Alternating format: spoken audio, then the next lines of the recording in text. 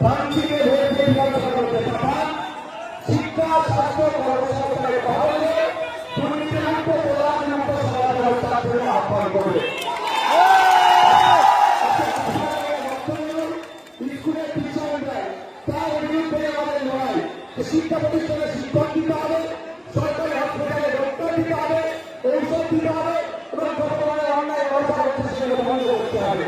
ধর্মীয় বিভাজন বন্ধ করতে হবে, তার বিরুদ্ধে আমাদের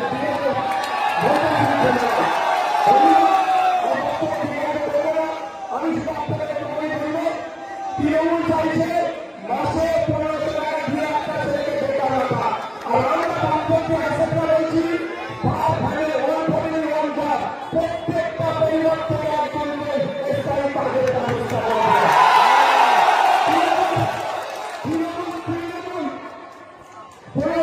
বেকার করতে চাইছে, আমরা বলছি মাসে ন্যূনতম 15,000 থেকে 22,000 টাকার কাজের ব্যবস্থা করা।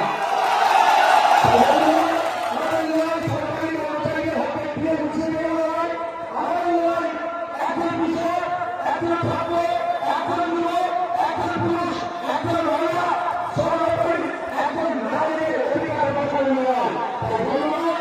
এইগুলো যখন পরিবর্তন যত রকম সন্ত্রাসের বিরুদ্ধে গণতান্ত্রিক প্রক্রিয়া আগামী 29 এপ্রিল আসছে দিন।